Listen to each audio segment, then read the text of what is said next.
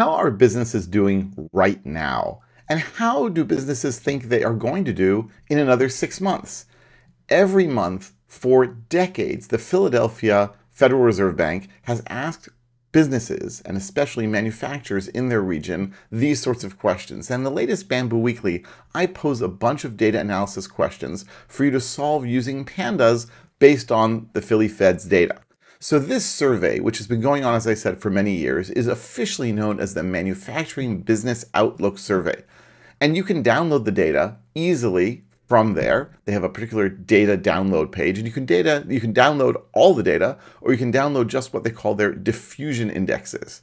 Well, I asked you a bunch of questions from this data set that just came out last week. And the first question is, let's read the data into a Pandas data frame and make sure the date column is an index as a date time value. So here is the file on my system. I'm going to say here, well, first of all, I have to say import pandas as PD. And I'm going to say here df equals pd read CSV of file name. Is that enough? Is that good? And the answer is sort of.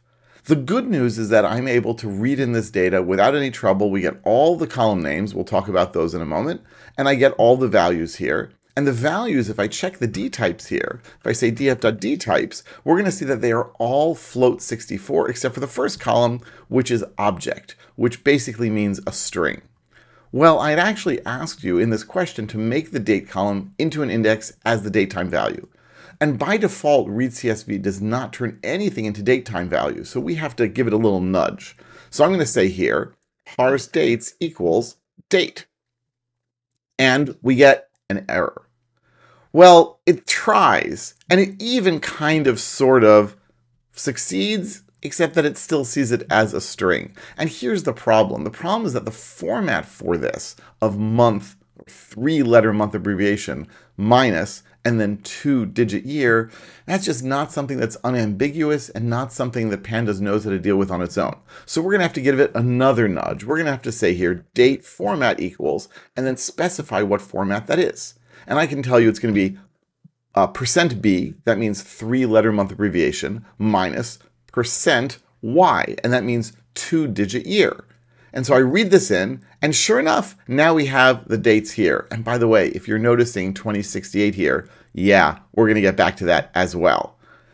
So we have all this, so now I can say, after all that, index col equals date, meaning take this date column with its datetime values, turn that into the index, and voila, we now have our date and times as the index, and we have all the data here in the data frame, and we are doing great, or great-ish. So now we can move on to question 2, and this is where we're going to discover the folly of our ways in the first question. So I say I want us to reproduce the plot here on this page. If I open that page there, you're going to see that there is a plot showing what they call the diffusion index, meaning the difference between people who say things are getting better, meaning increasing, and those who say they are getting worse, decreasing. They take one percentage, subtract it from the other, and they get the diffusion index. And what they asked us to do here, or what they show us in this graph, is current and future general activity indexes for the current and the future, and they sort of map them against each other. So I asked you to create this graph. Can we do that in Pandas? Well, in order to do that, we're going to have to open up the data and figure out what is current and future general activity. Where is that located? Because we look at the data right now. If I do a df columns, these names are kind of weird and inscrutable. And in order to understand them, we're going to need the data dictionary.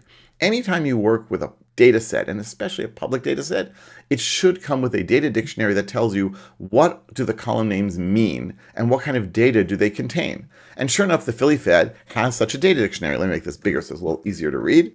And the names are a little weird, and interpreting this can take some time, but it actually makes some sense. So the first column is obviously date. We don't need to worry about that. We figure that out, or we mostly figure that out. But then we have GA, and GA stands for general activity. And indeed, all the columns then have this 2-letter abbreviation indicating what they're analyzing. And then they have a $sign. Well, they don't really have a $sign. $sign means it could be current, meaning C, or it could be future, meaning F. So the third character will always be either C or F for current or future. That's good, because we're going to need that. We need GA and both C and F. And then, do we want D for declining? Do we want N for no change? Do we want I for increasing? No, actually we want DF for the diffusion index. That's exactly what we want. And then we actually want it to be seasonally adjusted data, S, but we can also get non-seasonally adjusted if we really want, and then A at the end. So with all that information there, now what I can do is I can say, let's load up here, I'm going to say DF, and I'm going to just ask for 2 columns. I'm going to say dot lock, well actually I'm going to just say here double square brackets of GAC DFSA, that is say general activity, current, diffusion index, and what is it called? Seasonally adjusted A, and then we'll say GAF DFSA. Rolls off the tip of your tongue. And indeed, I get all these values. And now I can just plot them. I can say dot plot, dot line. And we get it, and we see all the values, and ooh, that's kind of ugly. What is going on here? Well, I already told you kind of what's going on, which is way back here. When we started reading in the data, we told Pandas to interpret each date here as a month name, or a month 3-letter abbreviation, minus and then a 2-digit year. It turns out that if you have 68, just 6 and 8 is the digits of the year, that is interpreted as 2068. But you have 69, that's interpreted as 1969. So the data, it just so happens that the Philly Fed's data here starts in 1968. So that last year's worth of data is seen as being in 2068. Okay, well, I'm not going to go through and fix all of that. That's like for another screencast here. But I am going to say I just want from, let's say, from 1969 until 2025. I can do that, right? I use .lock, and because my index contains date time values, I can use a slice here. And because it contains date time values, I can also just use the year, the month, and the day, as well as everything else, will just be sort of wild-carded. Anything can be there. So can I choose from 1969 to 2025? And the answer is no, I cannot. Because you can only do that when your daytime index is sorted. And this is not sorted because it sees the 2068 data at the beginning.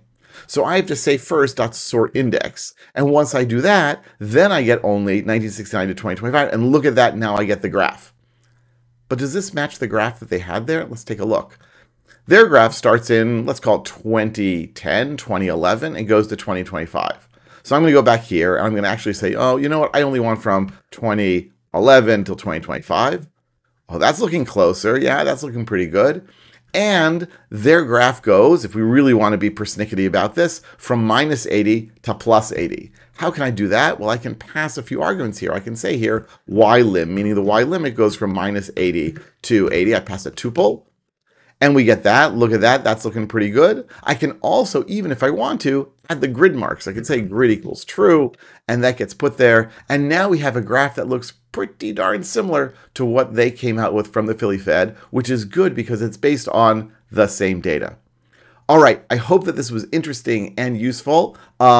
Take a look at all the questions and all the solutions I have at Bamboo Weekly each week. Let me know what questions and comments you have right here on YouTube, and I'll be back real soon with lots more videos about Python and Pandas and everything in between. Like and subscribe.